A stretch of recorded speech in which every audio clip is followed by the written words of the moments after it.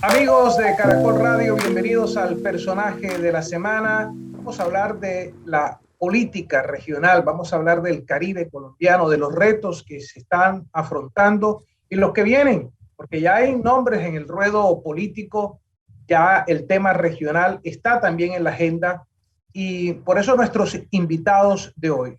Quiero presentar primero a Amílcar Acosta Medina, que es un destacado economista, escritor, columnista, miembro correspondiente de la Academia de Historia, docente de varias universidades, autor de 45 textos.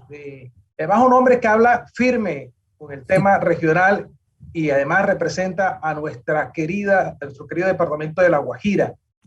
Doctor Amílcar, qué gusto tenerlo aquí en el personaje de la semana de Caracol Radio. Muchas gracias, Martín. Muy grato para mí pues compartir este espacio, sobre todo contando en el mismo con otros interlocutores bien importantes de nuestra región. Claro que sí. Nos acompaña Gabriel Orozco, investigador senior del Ministerio de Ciencias, director del doctorado de Sociedad y Cultura Caribe de la Universidad Simón Bolívar en Barranquilla, y un gran columnista, consultor de medios nacionales e internacionales sobre el tema de política. Gabriel, bienvenido al personaje de la semana de Caracol Radio. Martín, muy buenas, mucho gusto saludarte, un placer nuevamente estar aquí, compartir este espacio y poder dar luces, análisis sobre esta importante situación para el Caribe y por supuesto la importancia que tiene el Caribe en el futuro político del país. Muchas gracias por la invitación y un gusto estar acá. Sí, y está también con nosotros otro asiduo invitado de nuestros programas, el doctor Luis Trejos, doctor en estudios americanos de la Universidad de Santiago de Chile, magíster en ética social y desarrollo humano, abogado de la Universidad Libre, profesor, investigador y además investigador en temas de derechos humanos de la Universidad del Norte. Bienvenido, profesor Trejos, aquí al personaje de la semana. Muchas gracias, Martín, por la invitación. También un saludo a Amílcar, a Gabriel y a todas las personas que hoy nos escuchan en este espacio. Bueno, hay en el escenario político regional, por supuesto, el hecho de que levantara la mano Alejandro Char diciendo que iba a estar en el juego de las presidenciales y que se sometía a un proceso de consulta en un momento determinado, y las reuniones que todos conocemos, la camiseta del día del partido, en fin, mueve el escenario político y lo mueve porque significa muchas cosas. Y en esta semana consultaba al profesor Luis Trejos de eso que significa y de ese movimiento que plantea. Y quiero empezar con usted, profesor Trejos, de este movimiento político. ¿Qué análisis le hace? Bueno, Martín, lo primero es que fue un anuncio inesperado porque se había enfriado bastante. De hecho, varias personas cercanas a la Casa Char habían manifestado previamente que esa candidatura no iba a tener forma y se había hablado de una vuelta a la alcaldía de Barranquilla. Entonces, en este sentido, yo sí creo que hay una reconfiguración del escenario preelectoral en la medida en que revive esta llamada coalición de la experiencia que está conformada por ex gobernadores y ex alcaldes de distintas regiones de Colombia que en el mediano plazo pueden terminar desplazando o marginando a la derecha, en este caso al centro democrático, y absorbiéndolo. Es decir, yo creería que hacia allá giraría todo ese voto que mueve el senador Uribe. Eso por un lado. Lo segundo es que innegablemente le aparece un contrapeso a Gustavo Petro en el Atlántico y en Barranquilla, que se habían convertido como en el eje de su base electoral en el Caribe, pero también en Colombia, una especie de plataforma, porque innegablemente va a haber una disputa por la votación en este territorio, y no solo en el Atlántico, sino que creo yo que la Casa Char, en caso de que esta candidatura despegue, esta precandidatura despegue, le puede disputar votos en otros departamentos del Caribe. Eso hay que tenerlo en cuenta, teniendo como eje que la Casa Char es una estructura política en la cual hay gobernador, alcaldes y congresistas, es decir, es una casa política con una bancada parlamentaria propia que se va a mover para conseguir votación. O sea, Petro no cuenta con eso, Petro solo tiene el voto de opinión. Entonces, para mí, Eso es importante. Lo otro es que creo yo que también pone a Alejandro Char en una situación un poco compleja porque estamos hablando de un personaje que se vende muy bien localmente o eventualmente regionalmente, pero nacionalmente ese estilo no pega. Es decir, y también lo fuerza a entrar en discusiones nacionales. Un alcalde que maneja temas muy parroquiales o un político que eventualmente se manifiesta públicamente sobre temas muy parroquiales, pero que nunca ha entrado o lo hemos visto en los debates álgidos de temas nacionales e internacionales. Ahí creo yo que va a entrar una situación incómoda si lo ponen en una tarima, en un debate con otros candidatos que tienen mucho más peso en estas lides y en las cuales Alejandro Char aparece como novato. No en la política, pero sí en el debate en la calle, por fuera de Barranquilla. Entonces sí es interesante, pero creería yo que hay que ser mesurados y darle tiempo al tiempo para ver si esta precandidatura decanta en una candidatura presidencial. Bueno, doctor Amílcar Acosta, usted además, desde su visión como historiador, cada cierto tiempo el Caribe colombiano lanza un nombre y entra al ruedo un nombre, pero se nos apagan todos en el camino. ¿Usted cómo está viendo entonces ese escenario? Bueno, desafortunadamente, Martín, nos hemos acostumbrado en la región a lanzar globos al aire, que a poco andar definitivamente no despegan. Indudablemente que la región Caribe sigue teniendo un peso muy importante desde el punto de vista de la cauda electoral, ya sea para las elecciones parlamentarias que tendremos en marzo y también en mayo. Las parlamentarias van a ser de alguna manera lo que en el argot de las carreras de autos se llama la pole position. Nos toca esperar, tener un poco de paciencia y esperar hasta marzo a ver cómo va a quedar la pole position. Por lo pronto, la candidatura o la precandidatura de Alex Char se viene a sumar a 4 candidaturas más de la región Caribe. Quiero recordar que además de Gustavo Petro, tenemos de precandidato a Eduardo Verano, tenemos también de precandidato a David Barguil y tenemos una guajira, Arely María Uriana, que va a participar en la consulta interna del pacto histórico por la candidatura presidencial.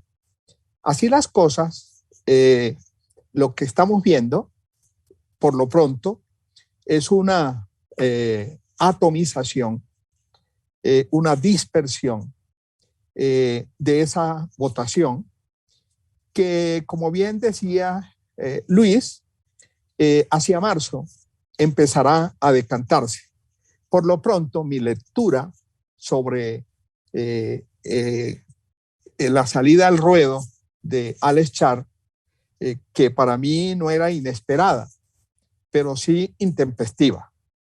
Y coincido con Luis en las limitaciones que desde el punto de vista de la proyección política para una candidatura presidencial tiene el exalcalde Alex Char, quien tuvo en su momento la oportunidad de su vida para verse proyectado a nivel nacional cuando el presidente Santos le dio la oportunidad de ser el alto consejero para las regiones.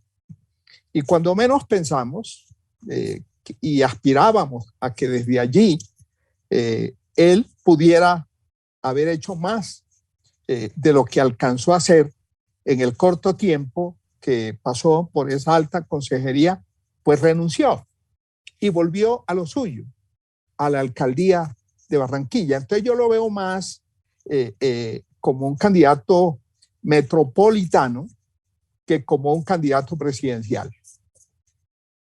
Bueno, entonces 2 de nuestros invitados lo ven como más un juego de un candidato más local. todavía le falta el juego nacional. Gabriel, ¿usted cómo lo ve? Gabriel Orozco, también analista invitado hoy en Personaje de la Semana. Martín, coincido con varias de las apreciaciones, pero yo quiero hacer como una especie de consideración muy puntual. Es cierto que la Casa Char es digamos, todo un andamiaje político, todo un procedimiento. De manera despectiva se podría mencionar como una especie de maquinaria política. Pero esta maquinaria tiene muchas más cosas más allá digamos, solamente el ámbito de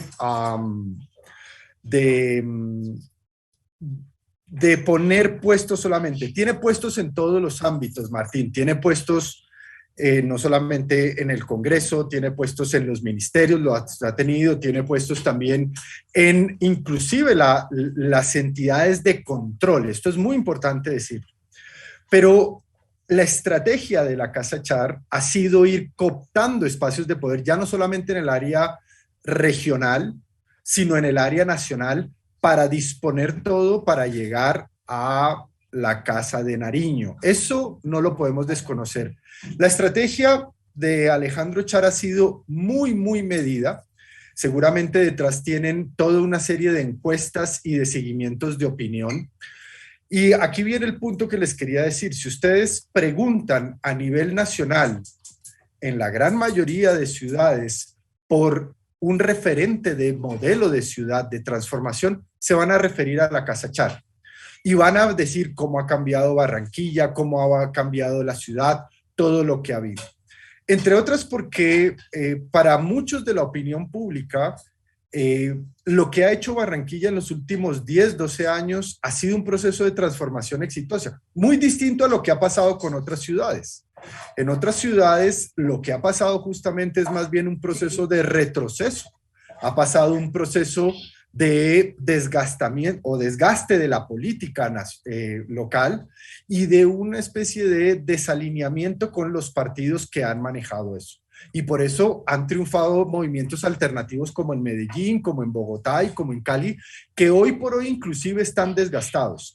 Ahora, lo interesante del manejo de la cuestión pública por parte de la Casa Char es que los tiempos es lo que llamamos en algún sentido el timing. Es decir, los tiempos se han manejado de una manera clara para ir, y en esto coincido plenamente con Luis Trejos, para ir cooptando el espectro de centro-derecha e ir aglutinando todos los esfuerzos para que converjan en una candidatura única. La pregunta que tenemos que hacernos, o lo que tendremos que ver los analistas y el espectro político dentro de poco, es si la Casa Char va a lograr aglutinar todos esos esfuerzos frente al único contrincante que se va a ver que van a tener, porque ni siquiera creo que a candidatos también posicionados como Alejandro Gaviria u otros les alcance para competirle a Petro, porque Petro ciertamente es la alternativa, o podríamos decir el otro espectro político que le puede hacer contrapeso a la opción de centro derecha. Yo creo que hay un pacto tras bambalinas. Esto yo creo que así se mueve la política en Colombia. Lo vimos prácticamente hace 3 años y medio con el triunfo de Duque, cuando todos le daban por sentado que el próximo presidente iba a ser Germán Vargas Lleras. Pero había un pacto tras bambalinas, y en ese pacto tras bambalinas del uribismo estaba el pacto tras bambalinas con la Casa Char, porque había una búsqueda de posicionamiento de la Casa Char viéndose de cara a 2022 como lo estamos viendo. Y aquí es donde tenemos que hacer el análisis de cuál va a ser ese modelo de país que va a querer confrontar a la visión de la Casa Char, a la visión de Alejandro Char de modelo de ciudad, de gestión pública, frente a lo que establece el modelo de Gustavo Petro. Bueno, en este escenario que ustedes plantean, y ahorita que hablaba el doctor Amílcar Acosta de no 1 ni 2, sino 4 personas que nacen en el Caribe y que están aspirando a la presidencia. Ahora, de pronto yo digo, fíjense. 5, Martín, 5. ¿Quién nos faltó? Te faltó la Guajira, Arelis María. Pues, saquemos cuenta porque usted me dijo 4, Arelis. Está Gustavo Petro, Ajá. Eduardo Verano, David Barguil, Alex Char y Arelis María Uriana. 5. Ahora, uno diría, Amílcar, que con 5 aspirantes nacidos en el Caribe, hombre, algo tiene que pasar con el Caribe colombiano, porque es que siempre el Caribe es la región más rezagada, la región más golpeada, con ministros y de pronto con más atraso. Fíjense que tenemos todos los rollos que tenemos con el tema del puerto y el tema del aeropuerto, teniendo ministra de Transporte costeña. Entonces uno se pregunta, bueno, de esos 5, ¿qué va a cuajar para el Caribe? ¿Usted cómo ve eso, Amílcar? Mire, escuchando a Gabriel, yo veo una coincidencia entre Federico Peñalosa y Char en el sentido de que son aspirantes citadinos y que lo que tienen para mostrarle al país es cuanto hicieron por sus ciudades.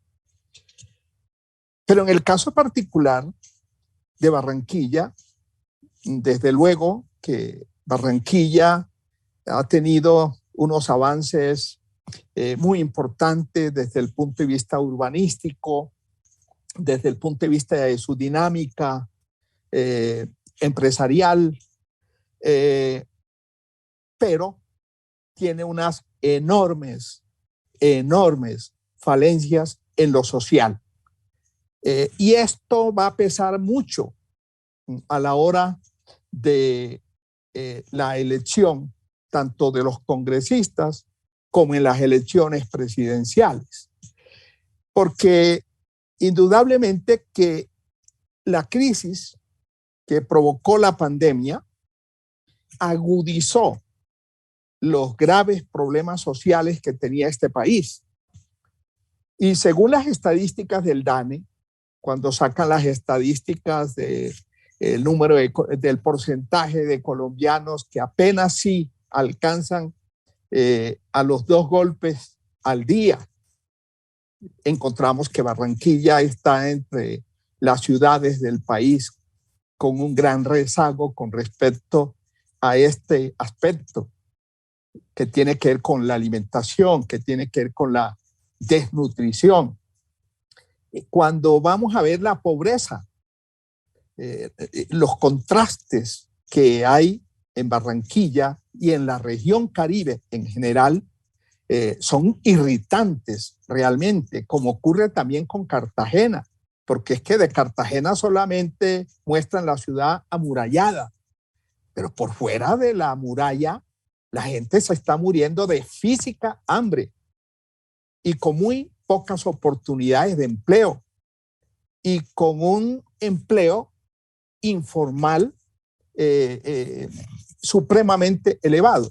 Entonces, todas estas son falencias que de alguna manera explican en gran medida el posicionamiento que ha logrado Gustavo Petro.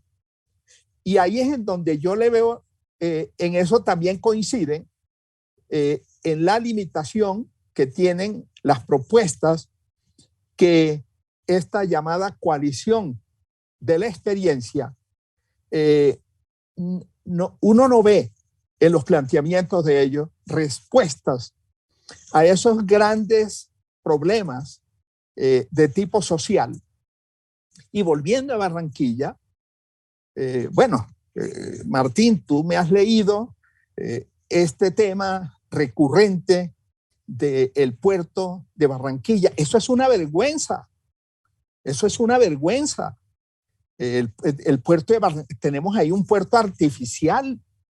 Tenemos un puerto que mientras no se tome en serio, como lo he planteado yo, la recuperación del Río Grande de la Magdalena, mientras no se haga, mientras no se comprometa al gobierno nacional, y no veo a ninguno de los candidatos nuestros de la región planteándolo, mientras no se plantee la necesidad de la recuperación de la cuenca del río Magdalena, porque es que mientras mientras haya deforestación, habrá erosión.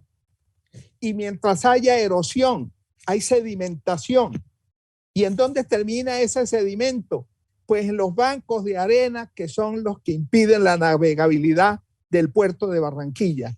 De manera que pretender que el puerto de Barranquilla tenga navegabilidad las 24 horas del día, sin resolver el problema aguas arriba, es como pretender endulzar el mar, Martín. Y el otro problema que tenemos ahí latente, que es la erosión costera, está a punto de partirse la carretera entre Ciénaga y Barranquilla. Y lo único que se le ha ocurrido al gobierno, a este y a los demás gobiernos, es arrojar piedras sobre piedras con medidas que no pasan de ser meros paliativos. De manera que yo creo que le convendría mucho a estos tres candidatos de la coalición de la experiencia salirse un poco de ese globo citadino para mirar los problemas que hay en la Colombia profunda. Bueno, por aquí estaba levantando la mano Luis Trejo a propósito de esto que estamos hablando sobre Barranquilla. Yo quiero escucharlo también y sobre el tema del desarrollo y la desigualdad. Bueno, Martín, dos cosas. Lo primero es que el mayor número de precandidatos no nos convierte en ningún momento en centro o amenaza real para las dinámicas políticas nacionales. De hecho, de todos los 5 precandidatos que señaló Amílcar anteriormente, el único que realmente es un personaje nacional es Gustavo Petro, que interviene en discusiones y debates nacionales es él. Hay una imagen que desde Barranquilla se ha proyectado, pero es eso, una imagen sobre un modelo de ciudad que, como bien lo ha dicho Amílcar, y ahí quedó un vacío el tema de la seguridad, Martín, que cada cierto tiempo también hablamos de lo mismo, tiene unas falencias muy marcadas y que también hay que medir o percibir esta inseguridad como resultado de esa desigualdad y pobreza que señaló Amílcar anteriormente. Entonces, yo no veo a la costa en esas dinámicas nacionales, pero también lo señaló Gabriel hace un rato. Aquí hay un diseño institucional en el cual unas élites locales se acomodaron a mantener poder en el plano local. Es decir, hace mucho tiempo las élites regionales, especialmente las del Caribe, perdieron la vocación de disputa de poder nacional y se estableció un mecanismo en el cual hay una negociación en clave electoral para elecciones nacionales, es decir, aquí se le pone votación a un candidato presidencial y ese candidato presidencial eventualmente, si gana la elección, entonces transfiere unos recursos y da una cierta autonomía, pero eso lo que hace es mantener a la región alejada de esa toma de decisiones nacionales y, como bien lo señaló Gabriel, se le puede dar un ministerio secundario porque no es el Ministerio de Hacienda, no tenemos Cancillería, no tenemos Defensa, no tenemos Ministerio de Trabajo, Ministerio del Interior menos, a nosotros nos dan unos ministerios accesorios y eso mantiene... Y Hacienda menos. Exactamente, como bien lo ha venido señalando el rector Meisel, como una de estas causales de rezago nuestro, es que no tenemos presidentes, no tenemos ministros de Hacienda desde hace décadas. La última vez que estuvimos cerca del poder fue con Gustavo Bell durante la administración Pastrana, que fue vicepresidente y también fue ministro de Defensa, pero fue una designación que se hace desde el centro en algún momento para pelearle votación al Partido Liberal en el Caribe, y desde ahí creo yo que nuestras élites se acomodaron como cabeza de ratón, ¿verdad? O sea, ya saben que aquí tienen una cierta autonomía, una cierta independencia, pero lastimosamente esas élites no atienden, digamos, los intereses colectivos del Caribe, sino unos intereses muy particulares. Nosotros tenemos una bancada Caribe, ¿verdad?, parlamentaria, que es como un mito, parece la Llorona, nadie la ha visto, pero de que la hay, pero ¿en qué repercute eso en los temas de región? Es decir, tenemos este problema de los servicios públicos domiciliarios, tenemos, como bien lo señaló Amílcar, el tema del puerto, tenemos problemas de infraestructura y saneamiento básico, pero extremos, y ahí tenemos toda esa bancada, ¿verdad? Tenemos una representación muy potente en el Congreso, pero ¿qué hace? Pareciera que está más metida en otros temas que no son los de la región. Eso creo yo que hay un diseño institucional que nos ha terminado, Martín, pasando factura en temas de desarrollo. Y lo otro es que también hay un aspecto cultural que nosotros subvaloramos y que creo yo que aquí la educación juega un rol preponderante, el tema de la cultura política. Y nosotros, un rasgo central de la cultura política en el Caribe es que yo participo electoralmente a cambio de algo. Es decir, muchos habitantes del Caribe no conciben ir a votar si ese día no reciben algo.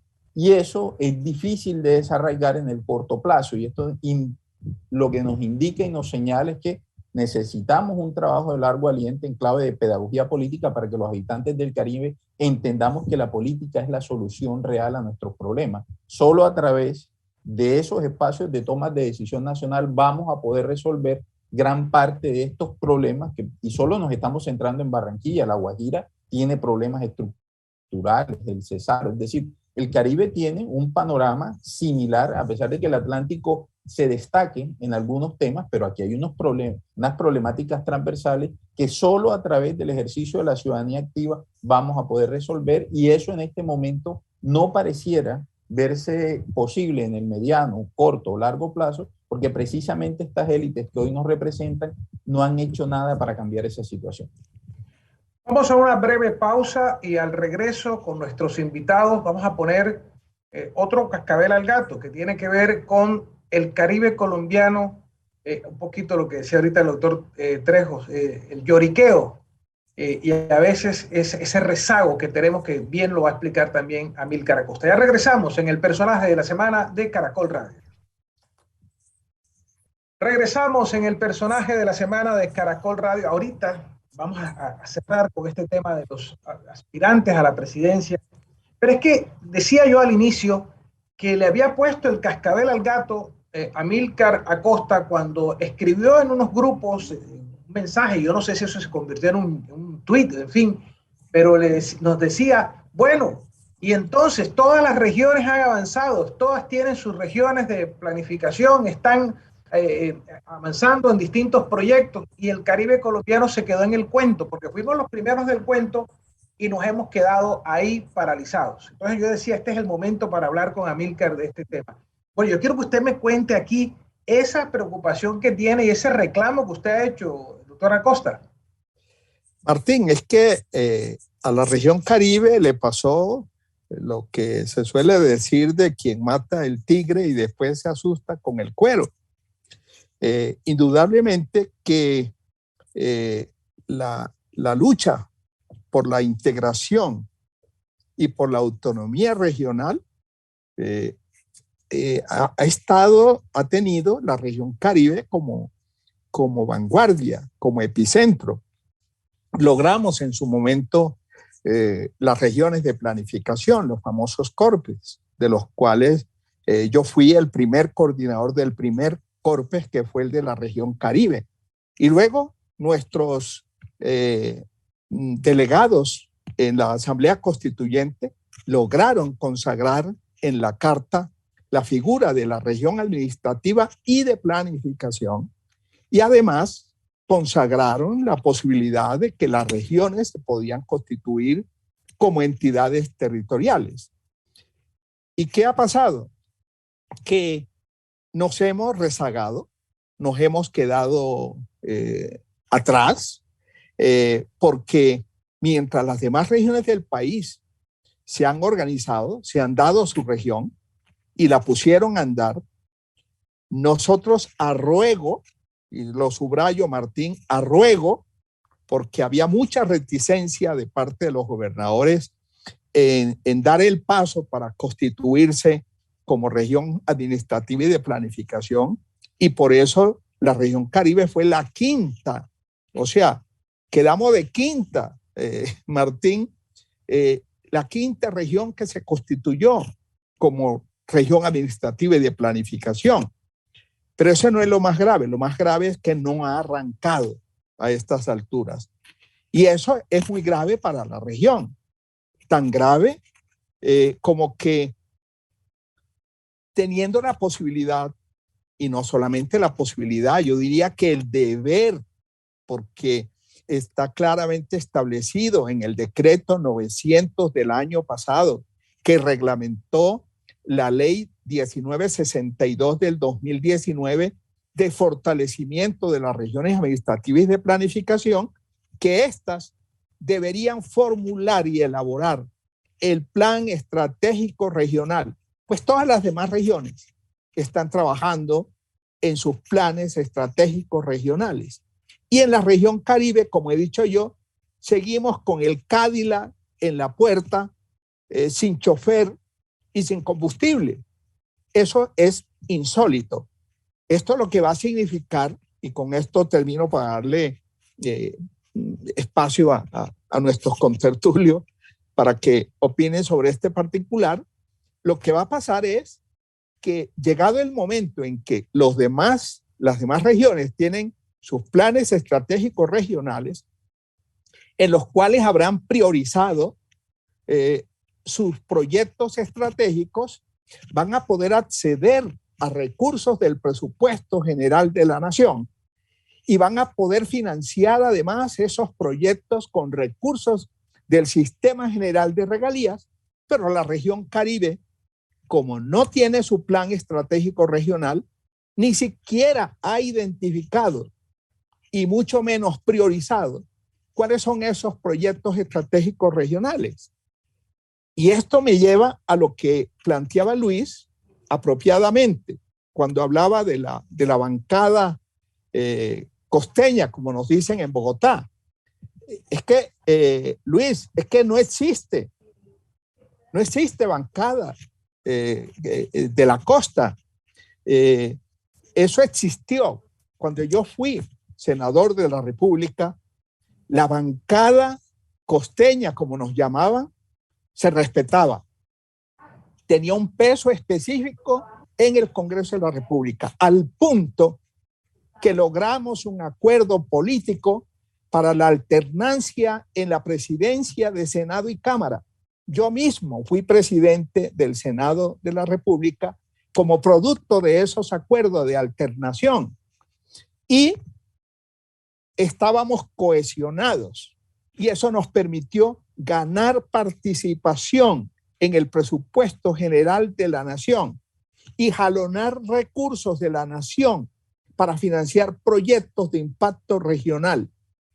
Ahora, con esta dispersión que tenemos, en donde no tenemos bancada, sino una montonera de parlamentarios, en donde cada quien jala para su propio caletre, con toda razón en algún momento, y con esto termino, Martín, decía nuestra exministra Cecilia López que los parlamentarios de nuestra región se habían vuelto unos chichigüeros. Bueno, ahí está, Amílcar Acosta, que no tiene pelos en la lengua para cantar las cartillas. Oiga, el doctor Gabriel Orozco, usted dirige un doctorado que a mí me llama poderosamente la atención porque reflexiona el tema del ser Caribe, el de sociedad y cultura Caribe. Entonces uno se pone a pensar desde el mundo académico, desde la reflexión que ustedes hacen, ¿qué nos pasa en el Caribe? ¿Qué nos pasa con la dirigencia? Porque cada cierto tiempo, llevo más de 30 años haciendo periodismo, y cada cierto tiempo llegamos al mismo cuento como el de Úrsula y Guarán en 100 años de soledad, que estamos dando vueltas en redondo y llegamos al mismo punto. ¿Qué nos pasa a la dirigencia? ¿Qué nos pasa al ser Caribe? Profesor Gabriel. Bueno, ciertamente el modelo de país cambió muy drásticamente hace unos 50 años y eso afectó fuertemente al Caribe. Y los historiadores económicos, aquí el doctor Amílcar puede dar fe de ello, han mostrado cómo el cambio de modelo económico centrado principalmente en la producción petrolera y por supuesto también en la exportación de café y en la priorización de una matriz pues económica afectó muy fuertemente al Caribe. Y digamos que en los momentos en los cuales el centro es decir, el centro andino del país ha tenido una, digamos, dinámica económica muy fuerte. Muchas veces el Caribe no ha ido de la mano de eso porque justamente ha perdido participación dentro de la dinámica productiva. Y toda vez que el modelo económico se basó mucho en la industrialización por sustitución de importaciones y hubo un cierre de la economía, pues todo lo que entraba por el Caribe al país, que era básicamente la puerta de entrada o la ventana del mundo hacia Colombia, pues básicamente afectó el desarrollo económico y eso también afectó obviamente el nivel de participación económica, pero desde hace, digamos, desde los años 90 para acá, pues esto en cierta medida hace 30 años comenzó a darle un nuevo vuelco y el Caribe volvió a tener una participación muy importante. Y esa pérdida económica, como lo digo, lo hablan economistas como Salomón Kalmanovich, como el mismo Juan Carlos Echeverri, el exministro Cárdenas, eso afectó fuertemente al Caribe y el Caribe ha tenido como un rezago no solamente económico, social, sino también un rezago en materia, podríamos decir, de reivindicación cultural, que lo ve muy fuertemente, digamos, reivindicado en sus tradiciones y en el rescate de ese patrimonio material e inmaterial que representa no solamente el carnaval, la cultura vallenata, sino también, por ejemplo, el Sea Flower como un patrimonio inmaterial y natural de la humanidad. Pero en esa, digamos, dinámica de falta de participación en el desarrollo económico, el Caribe tuvo un rezago y tuvo también una problemática de mayor participación. ¿Qué hicieron las élites? Y esto lo mencionó en parte Luis Fernando, y es, las élites se acoplaron al nivel del centro y comenzaron a vivir, digamos, bajo esa égida del poder económico y político del centro, y también comenzaron a reproducir esa dinámica de gobernabilidad o esa dinámica de gobierno propio del centro a nivel local, es decir, hay una lógica también de un centro y una periferia que representa no solamente Barranquilla, sino otras ciudades, y que esas élites extraen en la dinámica económica. Tenemos un problema en la matriz productiva del Caribe y del país también, que no está centrada, digamos, en la generación de capital, sino en la extracción de regalías de ya sea los recursos naturales, ya sea de la ganadería o ya sea de actividades extractivistas que no le generan un valor agregado. Y ahí está el punto clave para nosotros en el Caribe, volver a entronizar, volver a lograr poner la cultura como un factor determinante para la generación de conocimiento y el potencial de desarrollo. Lamentablemente, y yo con esto sí soy totalmente claro en este sentido. Creo que el diseño institucional que se planteó desde el gobierno de Iván Duque sobre la apuesta de una economía creativa, una economía naranja, fue importante en su diseño, pero no ha logrado calar en las bases y en, digamos, los procesos no solamente de innovación real dentro de las empresas, sino del cambio de la matriz productiva, Martín, porque la clave está ahí, el cambio de la matriz productiva. ¿Y por qué no hay un cambio de la matriz productiva? Porque gran parte de las élites han vivido de la extracción de esas regalías, de esos niveles de economía más tradicionales, es decir, recursos naturales, ganadería, y esto lo que han mostrado los autores es que no permite una mejor distribución. Y distribución no solamente económica de recursos, sino una mejor distribución también de participación política. El gran temor que hay actualmente, Martín, no es solamente por una alternativa o un movimiento como el de Petro, sino que se abran otros espectros en donde las élites locales que están en el Senado también, que están en puestos de control, tengan que, digamos, abrir el escenario político y dejar entrar otras formas de participación. Por eso también se mencionó que hay una crisis de inseguridad, porque también esto tiene cierta alineación en la medida en que no hay un control, una dominación del territorio por parte del aparato estatal. Hay una deficiencia en la prestación de seguridad, y en la medida que hay una deficiencia en la prestación de seguridad, pues se disparan los niveles de violencia. Y aquí es lo que estamos viendo, las disputas de bandas por territorios, el aumento del microtráfico, la incursión de nuevos actores armados junto con los ya reciclados que se venían dando. Y esto pues nos da un cóctel muy peligroso, muy complejo, entre crisis económica, social, producto de la pandemia, aumento de inseguridad y falta de gobernabilidad. Aquí es donde debemos estar muy atentos en las opciones que vienen. Hay una esperanza para el Caribe. Yo en esto sí me diferencio de mis antecesores. Yo creo que la irrupción de un hombre fuerte en la política, no solamente local, sino en la política nacional, es significativo. Que no compartamos ese modelo de ciudad, que le veamos problemas, es otra cosa, pero es un modelo de ciudad, es un modelo de gestión pública y que se plantea como una alternativa real frente a otro que pues es el que va liderando todas las encuestas. Y aquí pues tenemos que estar muy atentos de cuál creemos que es la mejor alternativa para la solución de los asuntos públicos. Barranquilla, lo voy a decir muy claramente, no es hoy lo que era hace 10 o 12 años, que la conozco bastante bien y que puedo dar fe de cómo es el modelo de ciudades de otras ciudades en el país. Oiga, antes de ir con el profesor Trejo, de nuevo ha planteado usted el tema de Barranquilla. Un poco lo que yo le entiendo es que este candidato tendría algo que mostrar como resultado, mientras que otros candidatos no tendrían un resultado concreto que mostrar. ¿Es lo que usted está planteando? Pues mira, Martín, yo creo que si tú vas a cualquier, y lo dije anteriormente, a cualquier parte del país y preguntas por Barranquilla, te hablarán de una transformación, te hablarán de una esperanza, te hablarán de un modelo de gestión que ha tenido problemas, sin duda alguna, que ha tenido casos que no han sido del todo comprobados, pero que hablan de una esperanza y una forma de gestión pública que da resultados. Y yo creo que eso no es menor. Yo creo que para el Ser Caribe es importante mostrar que hay un modelo para eso.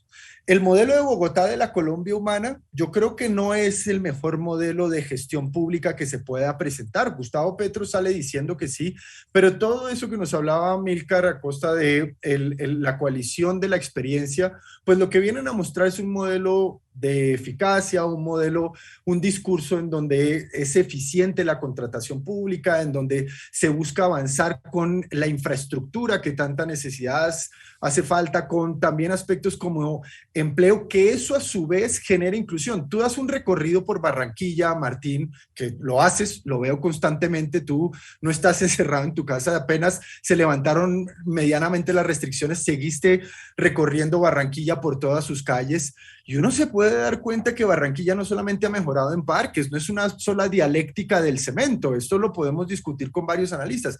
Barranquilla ha mejorado en infraestructura hospitalaria, en infraestructura educativa, hoy por hoy es una de las mejores ciudades que tienen desarrollo en pruebas saber, es una de las ciudades que más niveles de desarrollo también de inclusión en el empleo va teniendo, sin duda alguna con matices en temas de informalidad, pero yo creo que hay un modelo de ciudad que mostrar. Y yo voy a poner esto, había ¿qué es lo que está pasando hoy con la globalización? Hoy con la globalización la gente no está queriendo ver tanto los procesos a nivel globales, fuera de mi contexto, sino a nivel de mi localidad. Y sin duda alguna, eso de mi localidad que se pueda ver reflejado en la dinámica internacional, pero que sea un modelo que me resuelva los problemas concretos. Y yo creo que esto es lo que está pasando y lo que va a ser la estrategia del centro derecha. Y con eso coincido, yo creo que lo que van a tratar de hacer es arrastrar todo el centro derecho hacia una candidatura única que pueda mostrar un modelo de gestión pública y que eso sea un contrapeso o más que contrapeso, un discurso dominante frente a la otra opción que sin duda alguna no me queda la menor duda que va a ser que es el de Gustavo Petro, porque por más que haya consulta en el movimiento de ellos, pues todos sabemos hacia dónde se dirige eso. Pero el punto es que hay un modelo de ciudad y que este modelo de ciudad, que Barranquilla es tal vez la ciudad más, digamos, icónica para mostrar en el Caribe colombiano y a nivel nacional, es lo que se quiere poner en la carrera política.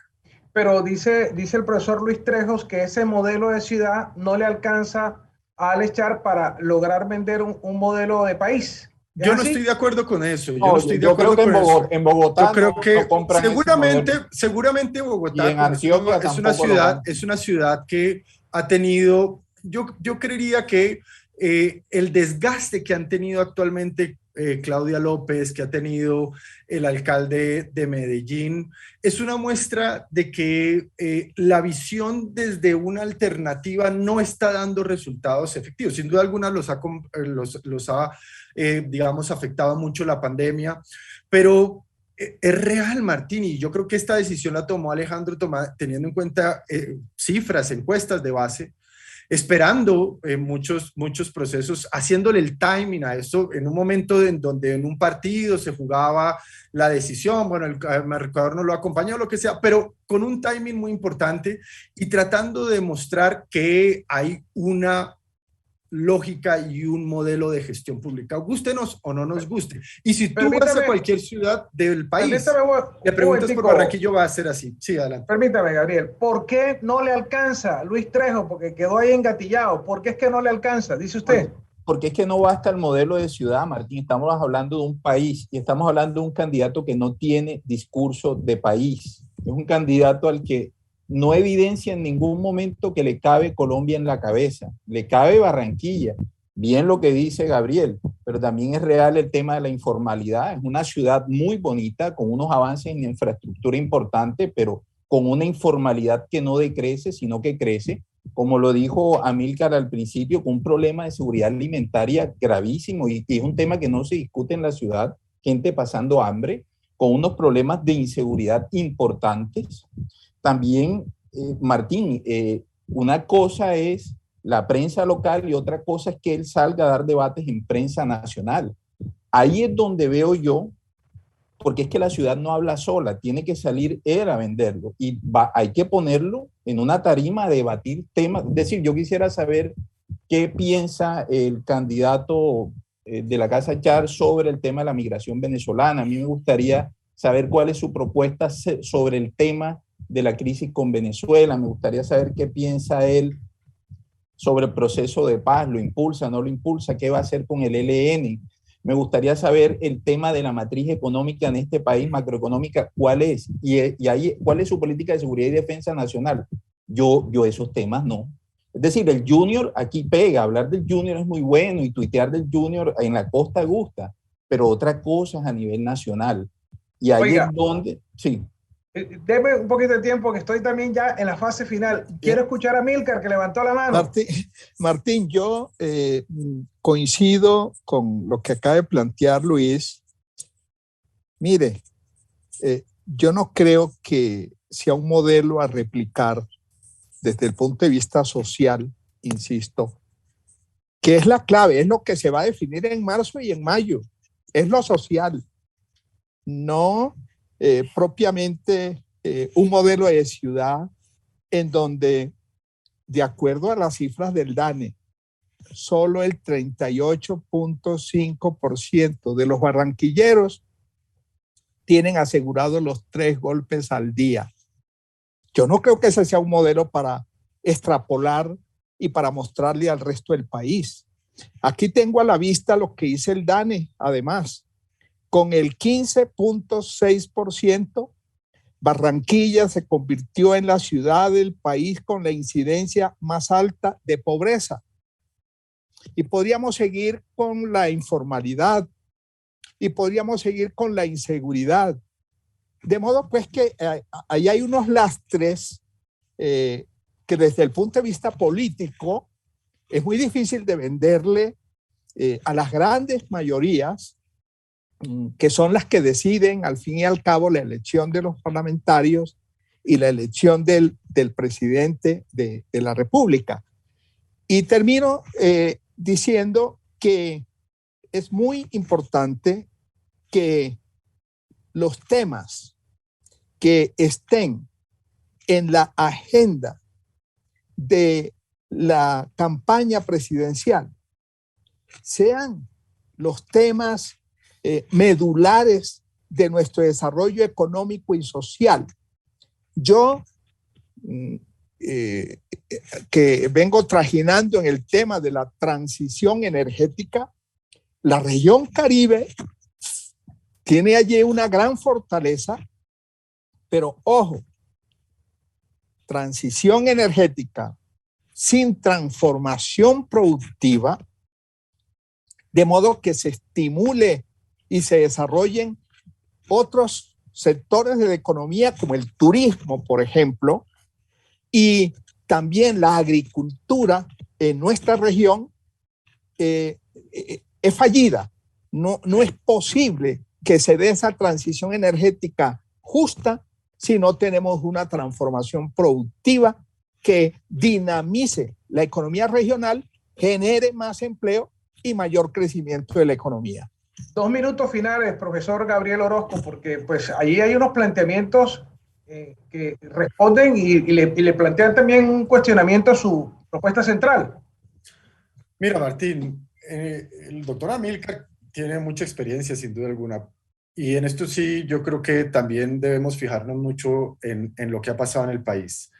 La centro derecha en estos momentos tiene que definir un candidato único. Hay una gran cantidad de candidatos, pero tiene que definir un candidato único que tenga capacidad burocrática, que pueda mostrar una gestión eficiente y que además conecte con la gente. Cuando Luis Fernando hablaba de que no le veía discurso nacional a Alejandro Char, eso yo lo veo muy relativo, porque pues realmente la bancada costeña que tuvo el antiguo presidente del Senado, el hermano nada más y nada menos, pues manejaba los temas nacionales, digamos, o sea, y tienen una capacidad de cooptación, como lo dije al principio, y de posicionamiento muy grande, y lo han venido construyendo en estos últimos 10, 15 años, la Casa Char. Y en ese orden de ideas, desde el papá, desde el doctor Fuad hasta pues todos los hijos, saben muy bien cómo procede el poder en el país. Y para ganar las elecciones, y las próximas elecciones se van a definir así, Martín, y yo con esto no quiero decir que esté en coincidencia, yo estoy haciendo el análisis como un académico. Y en el país las elecciones la ganan las maquinarias, por supuesto, es decir, las estructuras políticas que tienen capacidad de movilización, y hasta ahora ha tenido relevancia un voto de opinión que sin duda alguna habrá que ver si logra aglomerar ese espectro de la centro-izquierda para lograr darle los votos necesarios, ya no solamente en segunda vuelta, sino a lograr llegar a la Casa de Nariño. Lo cierto es que en esa opción de centro-derecha, el único candidato que en estos momentos tiene realmente la capacidad administrativa de gestión pública de mostrarse inclusive en el ámbito nacional con éxito, es Alejandro Char, y es del Caribe. No sé si eso es para enorgullecerse, no sé si eso es para lo que sea, pero es un modelo de gestión. Ha mostrado resultados. Yo creo que eso ha logrado consolidar aspectos. Creo también que hay muchos puntos por criticar. Estoy totalmente de acuerdo con lo que ustedes han dicho anteriormente. Estoy totalmente de acuerdo, pero que hay un modelo de ciudad y hay un modelo de país. Ahora, también quiero decir esto, no es solamente un modelo de ciudad, y con esto termino. Colombia es un país hoy por hoy urbano. Colombia pasó de ser un país rural a ser un país urbano, mayoritariamente. Y quienes van a poner también el presidente van a ser las grandes ciudades. Y eso va a pesar sin duda alguna en quién van a definir como el candidato del centro derecha. Bueno, mi enemigo es el tiempo. Martín, pero permíteme decir que además de el pacto histórico que lo acaudilla Gustavo Petro, y esta coalición de centro derecha que llaman de la experiencia, está la otra coalición que es la de centro izquierda, que veo que tiene una gran opción también de pasar a una segunda vuelta el candidato que resulte escogido en el mes de marzo. Bueno, lo bueno es que esto pique y se extiende. Y les prometo un segundo encuentro que esté más caliente esto, porque ustedes le han puesto el cascabel al gato. Gracias, tengo la limitación de tiempo. Amílcar, siempre es un gusto. Muchas gracias, Martín. Contigo. Muchas gracias. Luis Trejo, sí, señor. Gracias, y también al profesor Gabriel Orozco. Han hecho ustedes un debate muy oportuno, y seguro ya en la casa la gente que escucha Caracol está unos en contra, unos peleando, discutiendo, pero de eso se trata, de hablar. Esa es la democracia. Esa es la democracia. Estuvo bueno el picadito, Martín. Estuvo bueno el picadito. Quedamos pendientes. De pronto quedamos 0-0 como la selección Colombia. Empatando no ganamos. Empatado, exacto. Los invitamos para que sigan en sintonía de Caracol Radio.